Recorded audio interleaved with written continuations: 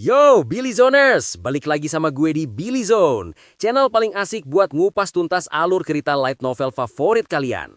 Di episode sebelumnya, kita udah lihat gimana Kirihara dengan sombongnya jalan sendirian ke dalam jebakan Toka. Nah, di episode kali ini, kita bakal masuk ke volume 10, chapter 5. Pertarungan antara dua pahlawan dari dunia lain ini akhirnya dimulai. Gimana jalannya penyergapan Toka? Dan kejutan apa yang udah disiapin Kirihara?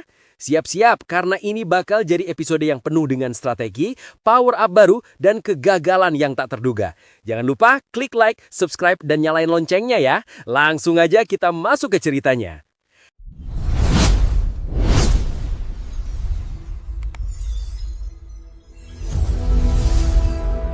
Jadi, kita mulai dari momen di mana Kirihara udah masuk ke dalam gedung tua yang jadi lokasi jebakan.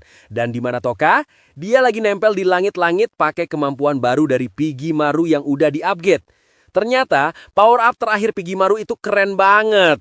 Sekarang, Pigimaru bisa nempel di mana aja, dan bahkan bisa mecah dirinya jadi bagian-bagian kecil yang bisa dikontrol Toka dari jauh. Kirihara masuk, sama sekali nggak sadar kalau Toka ada di atasnya. Toka pun ngejalanin rencananya. Dia pakai salah satu cabang Pigimaru buat bikin suara di sisi lain ruangan. Pas perhatian Kirihara ke sana, paralyze! Toka ngeluarin serangan andalannya. Tapi, krak! Terdengar suara kayak kaca pecah. Sihirnya gagal. Toka coba lagi pakai burst dengan slow, tapi hasilnya sama. Gagal total. Dia langsung sadar, Kirihara punya perlindungan yang sama kayak dispel bubble-nya Vicious. Kirihara yang sekarang sadar posisi Toka langsung dikelilingin sama naga-naga emasnya. Sayang sekali ya kelas rendahan, ejeknya. Rencana utama Toka udah hancur. Tapi, disinilah kita lihat lagi kejeniusan Toka. Ternyata, dia udah ngantisipasi skenario terburuk ini. Dia ingat, kalau Vicious tahu identitasnya, Vicious pasti bakal ngasih perlindungan ke Kirihara. Jadi, dari awal, dia udah nyiapin rencana kabur. Pas Kirihara mau nyebut nama aslinya, Toka langsung ngasih perintah ke Pigimaru. Pigimaru yang udah nyiapin tali lewat jendela, langsung narik Toka dengan kecepatan super. Dia hancurin jendela dan berhasil kabur. Kirihara yang lihat ini meskipun ngeremehin tetap ngakuin kelicikan Toka. Dia langsung ngancurin sisa bangunan dan ngejar Toka. Pertarungan sekarang pindah keluar. Kirihara diselimutin aura emas dan dikawal naga-naganya ngejar Toka yang lagi lari. Tapi ternyata Toka nggak beneran kabur. Dia sengaja mancing Kirihara ke lokasi jebakan kedua. Pas dia sampai di belakang pilar batu, dia langsung ngasih perintah. Seras! Dan, boom! Dari balik pilar, Seras Shrine muncul. Dia udah siap tempur. Kirihara yang lihat ini jelas kaget banget. Dan penampilan Seras beda banget. Dia pakai armor rohnya yang udah berevolusi berkat air mata utama. Armornya sekarang disebut armor utama, Primal Armor. Kelihatan lebih lengkap dan lebih kuat. Dia dengan gampang nangkis serangan naga emas Kirihara. Di tengah kekacauan itu ada satu detail penting. Ternyata pas kabur dari gedung tadi, Salah satu naga Kirihara sempat ngegores topeng Toka. bikin wajahnya kelihatan. Kirihara sekarang tahu pasti kalau Lord of the Flies itu Mimori Toka. Beraninya kamu nyentuh propertiku. Teriaknya ke Toka, nunjukin betapa marahnya dia. Toka pun akhirnya ngelepas topengnya. Pertarungan tim pun dimulai. Kirihara nyerang pakai naga-naganya. Seras maju buat nanggis, sambil ngelindungin Toka pakai perisai es. Toka coba pakai sihir paralyze ke naga-naga itu, tapi gagal. Ternyata, naga emas Kirihara itu kebal sama sihir efek status. Ini pertama kalinya Toka ngadepin musuh selain Vicious yang kebal sama kekuatan utamanya. Kirihara lalu coba manfaatin situasi buat ngemanipulasi Seras. Aku datang untuk nyelamatin kamu. Raja sejatimu udah datang, katanya. Seras pakai kemampuannya tahu kalau Kirihara ngomong itu dengan tulus, menurut otak gilanya, yang bikin dia sempat bingung. Tapi Toka langsung ngingetin, jangan dengerin dia. Dan Seras pun langsung fokus lagi. Dan disinilah kita lihat betapa monsternya Seras yang udah di power up. Dia ngadapin semua serangan naga emas Kirihara sendirian dengan brilian. Toka yang liatin sampai merinding. Dia sadar, dengan armor utama ini, akhirnya tubuh Seras bisa ngimbangi otaknya yang jenius soal pertarungan. Gerakannya sempurna, lincah, dan super bisa diandelin. Pedangku akhirnya sempurna, pikir Toka. Kirihara dengan marahnya nuduh Seras udah dicuci otak. Tapi Seras dengan tegas langsung ngebalas. Dia ngencengin pegangan pedangnya dan bilang, aku bukan milik siapa-siapa, kecuali milik Tuan Toka. Aku adalah pedangnya Toka Mimori. Wah, deklarasi kesetiaan yang benar-benar mutlak. Kirihara yang dengar ini jelas makin marah. Dia ngejek Seras, tapi Seras balas lagi. Kamu bukan rajaku. Rajaku satu-satunya adalah Tuan Toka. Merasa debatnya nggak guna, Kirihara akhirnya mutusin buat serius total. Dia mutusin koneksinya sama sisa pasukan monsternya yang lagi tidur buat fokusin semua kekuatannya di pertarungan ini. Aku bakal ngancurin kamu, Mimori, teriaknya. Atas perintah Toka, Seras pun langsung maju. Dan kleng! Adu pedang antara mereka berdua pun dimulai. Pertarungannya super cepet dan intens. Toka yang liatin nganalisa kalau kekuatan mereka sekarang hampir seimbang. Tapi dia juga sadar kelemahan Kirihara. Dia nggak punya teknik. Dia cuma ngandelin kekuatan kasar. Inilah alasan kenapa Seras yang jago banget teknik pedang bisa ngimbangin dia. Di tengah pertarungan, Toka diam-diam jogo pakai skill lain kayak freeze. Tapi sama kayak paralyze. Gagal total. Ini konfirmasi kalau perlindungan Kirihara itu bener-bener anti efek status. Toka lalu nanya ke Seres, berapa lama kamu bisa tahan? Dan Seres dengan super pede ngejawab, minimal 30 menit. Gila, power up-nya bener-bener kerasa. Kirihara yang mungkin udah mulai frustrasi karena nggak bisa nembus pertahanan Seras, coba pakai perang psikologis. Dia ngejek Toka. Cih, ngumpet di belakang cewek. Kamu gak punya hak buat nyebut dirimu seorang tuan. Dan disinilah dia ngeluarin ejekan paling cerdas, sekaligus paling sombong. Dia mulai mainin filosofi kanji Jepang. Dia bilang, dengar ya Mimori, kamu lihat kanji untuk raja ini kan? Terus dia ngejelasin, kalau garis tengah dari kanji raja ini, kamu geser ke kiri, bentuknya jadi mirip huruf E kan? Itulah kenapa kamu itu palsu, teriak Kirihara. Kamu itu dasarnya inferior. Kamu cuma pahlawan kelas E.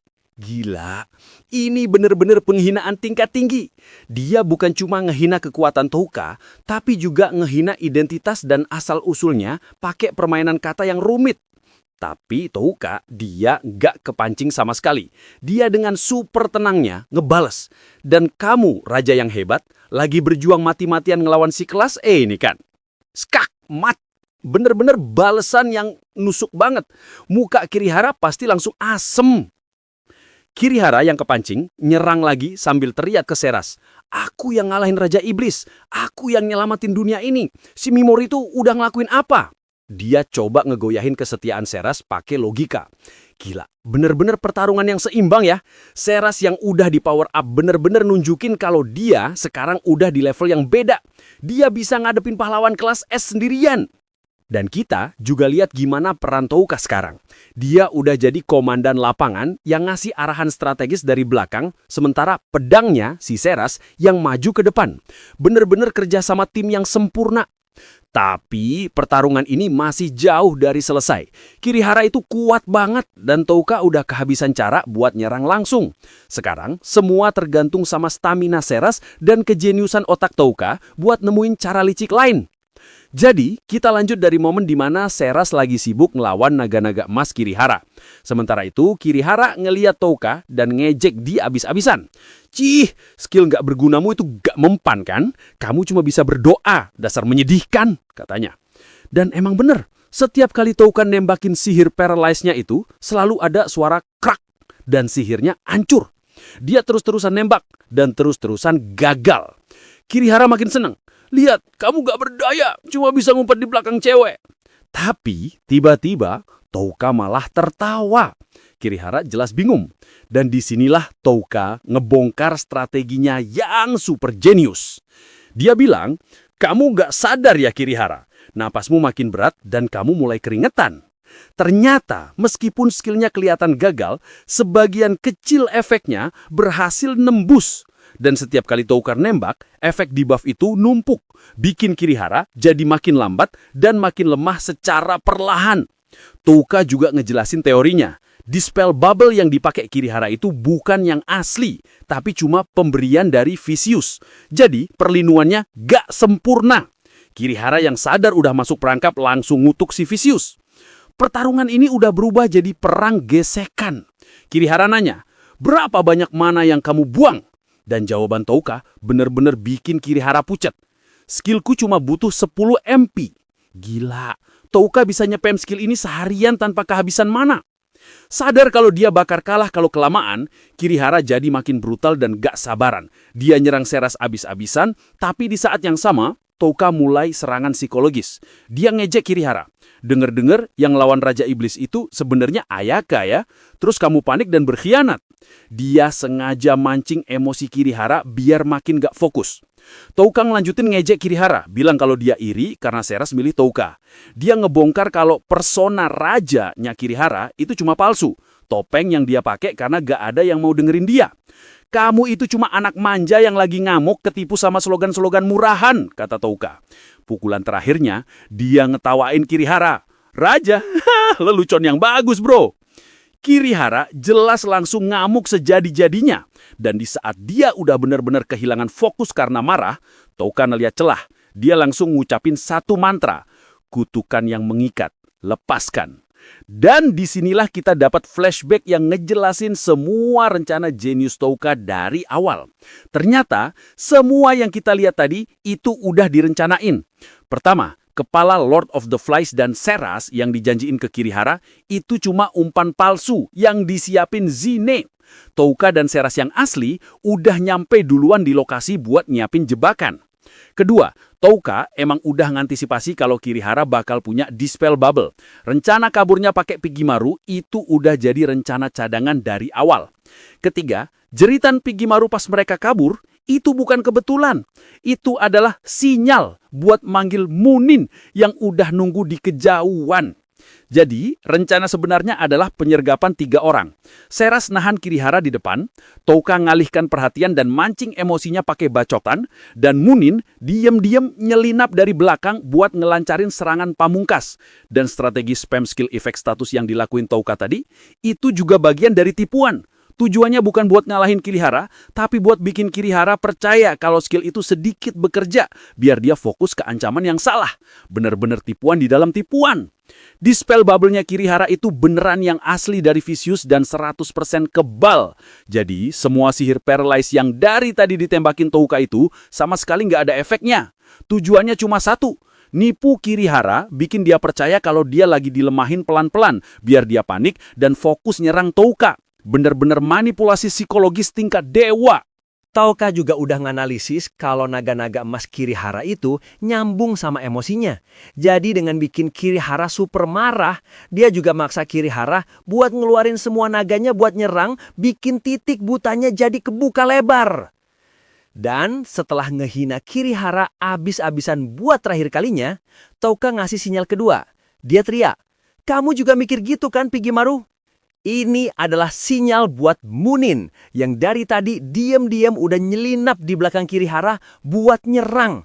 Munin pun beraksi, dia ngerapalin mantra sihir terlarang. Dan boom! Terdengar suara ledakan. Dispel bubble Kirihara hancur.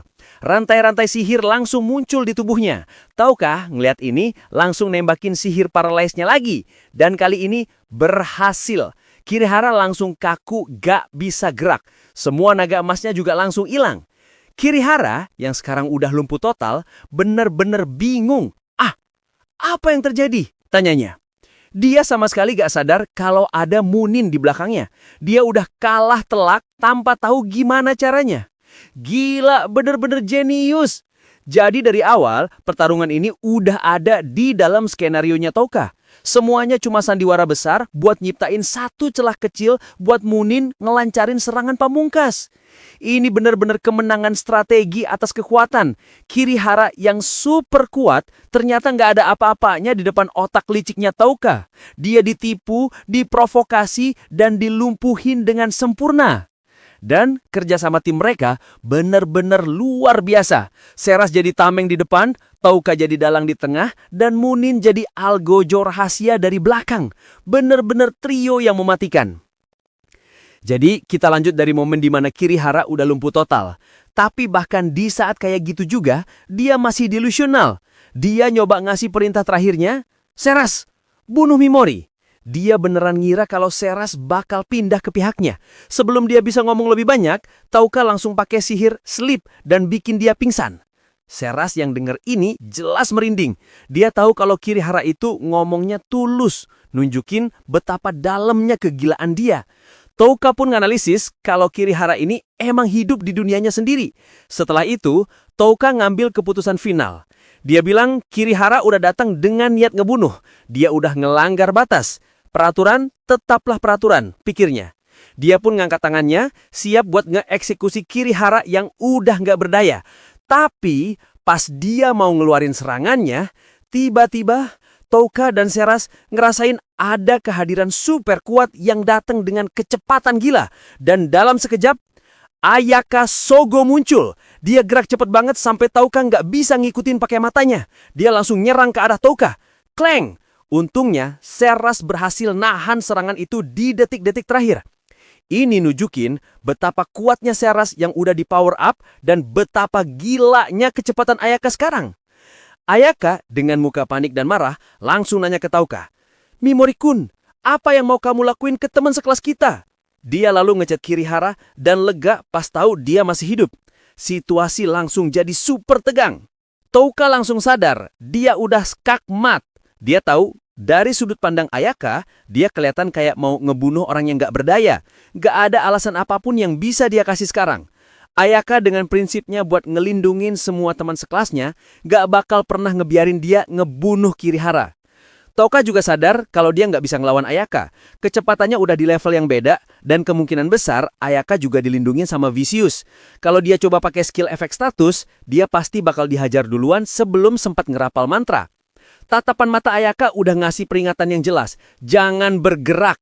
Dia tahu Ayaka nggak bisa dilawan pakai kekerasan, dan dia juga sadar kalau Kobato udah ngejalanin rencana cadangannya, ngasih tahu Ayaka semua kebenarannya. Ayaka yang sekarang tahu kalau Belzegea itu Mimori Touka, natap dia dengan sedih. "Mimori-kun, kenapa?" dia tanya. Touka ngejelasin kalau Kirihara itu bahaya dan nyoba ngebunuh dia. Tapi Ayaka dengan idealisme pahlawannya langsung nolak. "Itu nggak berarti kamu boleh ngebunuh dia," teriaknya. Dan disinilah benturan ideologi mereka bermulai. Ayaka bilang, "Sama kayak Yasukun, aku yakin Kirihara-kun juga bisa berubah. Bahkan Zagurogi Sensei janji mau berubah. Kalau kita ngomong sama dia, dia pasti bisa berubah." Dia benar-benar percaya kalau semua orang, segimanapun jahatnya, pantas dapat kesempatan kedua. Touka coba nyadarin dia, "Emang Kirihara pernah dengerin kamu?" Tapi Ayaka punya jawaban yang kuat. Dia bilang, "Dulu aku nggak cukup kuat. Yang kuat nggak mau dengerin yang lemah. Makanya aku jadi lebih kuat biar mereka mau dengerin aku." Dia bahkan ngutip nasihat Belzegea alias Touka sendiri di Benteng Putih sebagai inspirasinya. Ironis banget ya. Setelah itu, Ayaka ngungkapin filosofi intinya yang bener-bener beda 180 derajat sama Kirihara. Dia bilang, melabelin orang lemah dan ngorbanin mereka itu salah. Yang kuat itu tugasnya bantuin yang lemah, bukan neken mereka. Dia bahkan bilang, ngebagi orang jadi kuat dan lemah itu sendiri udah nggak bener. Bener-bener filosofi seorang pahlawan sejati. Gila, bener-bener pertarungan filosofis yang super dalam ya. Kita lihat dua pandangan dunia yang bener-bener berlawanan. Touka yang realis dan pragmatis melawan Ayaka yang idealismenya nggak tergoyahkan. Dan filosofi Ayaka itu bener-bener nunjukin kenapa dia itu pahlawan sejati di seri ini. Keyakinannya sama kebaikan dan kesempatan kedua itu bener-bener kuat. Tapi di sisi lain, idealisme inilah yang jadi kelemahan terbesar dia. Sekarang situasinya jadi buntu total. Touka nggak bisa ngebunuh Kirihara. Ayaka juga nggak bisa sepenuhnya percaya sama Touka. Dan Kirihara masih jadi ancaman. Gimana cara mereka bakal nyelesain masalah ini? Apakah omongan Ayaka bakal bisa ngubah Kirihara? Jadi, kita lanjut dari momen di mana Ayaka lagi ngungkapin filosofi pahlawannya. Dia bilang dunia bakal jadi lebih baik kalau semua orang saling bantu. Touka dalam hati setuju, dunia emang butuh orang kayak Ayaka. Tapi masalahnya, siapa yang mau ngelakuin pekerjaan kotornya? Dan disinilah Touka sadar kalau dia udah skakmat. Dia nggak bisa ngebunuh Kirihara karena ada Ayaka. Tapi dia juga nggak bisa ngebiarin Kirihara hidup gitu aja. Dia terlalu bahaya. Jadi dia pun ganti taktik. Dengan nada yang lebih tenang, Touka bilang, "Oke." Dia ngaku kalau Kirihara sekarang lagi tidur karena skillnya. Pas Ayaka nanya apa Touka niat ngebunuh dia, Touka jawab tegas, "Enggak." Dan disinilah dia ngeluarin kebohongan cerdasnya. Dia nawarin solusi damai. Dia bilang dia bakal pakai skill freeze. Dia ngejelasin, bohong tentunya, kalau skill ini bakal bikin Kirihara mati suri selama 300 hari. Tapi nggak bakal ngebunuh dia. Setelah 300 hari, efeknya bakal hilang sendiri. Dia juga dengan pintar nambahin, sayangnya aku nggak bisa buktiin ini. Cuma Kobato dan Vicious yang bisa lihat statku. Ayaka yang dengar solusi damai ini, pertahanannya langsung hancur total. Dia mulai nangis. "Aku seneng banget kamu masih hidup, Mimori-kun," katanya. Dia ngakuin kalau Touka udah nyelamatin dia dan banyak orang. Tapi di saat yang sama, dia jadi makin bingung. Dia nanya dengan putus asa, Kenapa kamu nggak percaya sama aku waktu itu di benteng?" Dan disinilah puncak krisis kepercayaannya. Dia mulai teriak, "Apa jangan-jangan kamu udah dicuci otak sama Kaisar Jin? Apa Kobato dan Asagi juga ditipu? Kamu beneran nyelamatin Yasu?" Dia bener-bener udah hancur. Dia nggak tahu lagi siapa yang harus dipercaya setelah semua kebohongan Vicious. Touka yang lihat ini ngelarang Ceres buat ikut campur. Dia sadar ini adalah konsekuensi dari semua tindakannya yang penuh rahasia. Tanpa bisa ngebuktiin kebenarannya, wajar kalau Ayaka nggak bisa percaya sepenuhnya sama dia. Gila, benar-benar episode yang nguras emosi ya. Kita lihat gimana Touka bahkan di saat skakmat masih bisa nemuin jalan keluar pakai manipulasi yang super halus.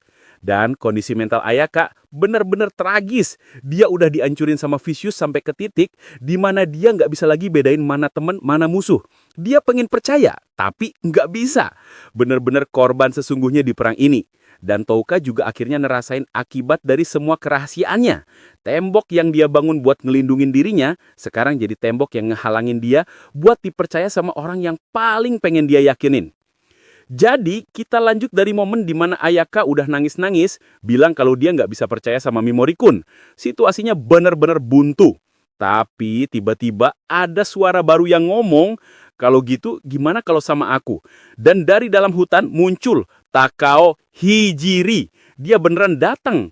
Ayaka yang lihat ini langsung gak percaya. Dia ngejatuhin senjatanya, lari, dan meluk Hijiri erat-erat. "Hijiri-san, kamu selamat ya?" teriaknya sambil nangis. Hijiri dengan tenang meluk dia balik. "Maaf ya, aku lama datangnya," katanya. Bener-bener momen reuni yang super emosional. Touka dan Hijiri lalu saling ngasih anggukan rahasia, semuanya sesuai rencana.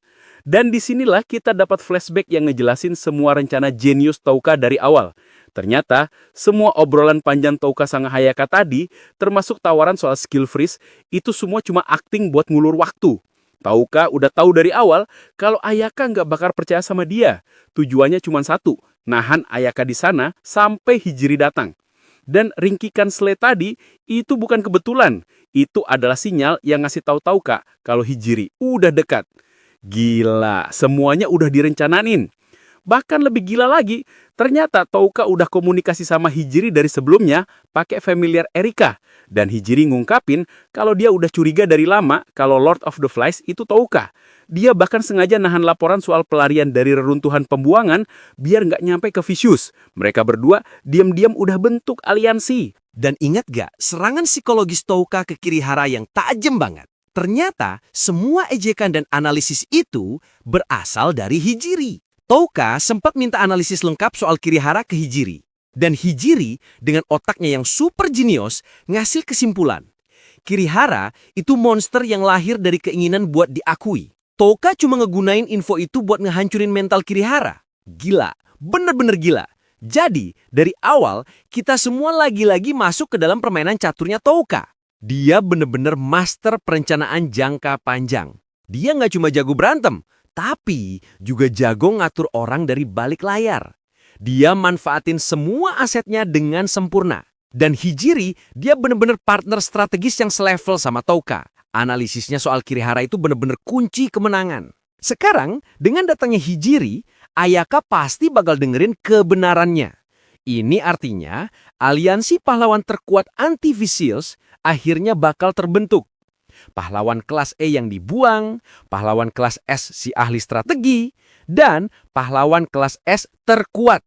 Vicious bener-bener bakal abis. Jadi kita lanjut dari flashback obrolan antara Touka dan Hijiri lewat familiar Erika. Ternyata Touka emang sengaja minta Hijiri buat datang ke lokasi buat nenengin Ayaka. Dan Hijiri setuju dengan syarat Touka gak niat membunuh Ayaka. Dia bilang dia ngerasa utang budi sama kelompok Touka yang udah nyelamatin dia. Dan di sini kita dapat kabar super baik.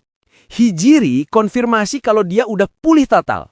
Bahkan penglihatannya udah kembali berkat obatnya Erika. Ahli strategi kita udah balik 100%. Gak cuma itu, Hijiri juga dengan tulus minta maaf ke Touka karena dulu nggak ngebela dia pas mau dibuang. Bener-bener momen yang dalam banget. Balik lagi ke masa kini. Gak lama setelah Hijiri datang, adeknya Takao Itsuki juga muncul sambil ngos-ngosan. Ternyata mereka bisa nyampe secepat itu karena skill uniknya Itsuki, yaitu kemampuan akselerasi. Dia yang udah bawa kakaknya lari super cepat ngelewatin tanah monster. Itsuki yang lihat semua pahlawan kelas S ngumpul, jelas kaget banget. Hijiri lalu nenangin adiknya, bilang kalau Kirihara masih hidup dan Ayaka juga bakal baik-baik aja. Ayaka sendiri masih nangis di pelukan Hijiri, ngeluarin semua beban yang selama ini dia pendam. Sementara itu, Touka ngecek timer sihir sleep di atas kepala Kirihara, mastiin semuanya masih aman. Dan disinilah momen paling bersejarah di seri ini terjadi. Semua pahlawan kunci dari berbagai faksi yang saling bertentangan akhirnya berkumpul di satu tempat yang sama untuk pertama kalinya. Kita punya Touka, Seras, Munin, Ayaka, Kirihara yang pingsan, Hijiri, dan Itsuki. Bener-bener pertemuan yang super rumit dan tegang. Dan siapa yang ambil kendali di situasi ini? Bukan pahlawan kelas S, tapi Touka. Dengan tenangnya, dia duduk di atas peruntuhan, natap semua orang, dan bilang, "Oke, ayo kita omongin ini." Gila, bener-bener akhir yang memuaskan ya. Semua rencana Touka berhasil dengan sempurna. Dia nggak cuma ngalahin Kirihara, tapi juga berhasil nyatuin semua pahlawan pemberontak. Kita jadi tahu kalau kedatangan Hijiri itu emang udah diatur. Dan kita juga akhirnya tahu apa skill uniknya Itsuki. Yang paling penting, ahli strategi jenius kita, Hijiri, udah balik dengan kekuatan penuh. Sekarang, semua pemain utama udah ada di papan catur yang sama. Krisis soal Kirihara dan kesalahpahaman Ayaka udah selesai. Ini adalah awal dari babak baru, di mana mereka semua harus kerjasama buat ngadepin musuh yang sebenarnya, Dewi Vicious. Apa yang bakal mereka diskusikan? Gimana nasib Kirihara selanjutnya? Tulis semua prediksi kalian di bawah ya. Jangan lupa like, share, and subscribe channel Billy Zone biar kita bisa terus ngikutin kelanjutan ceritanya. Sampai jumpa di episode berikutnya.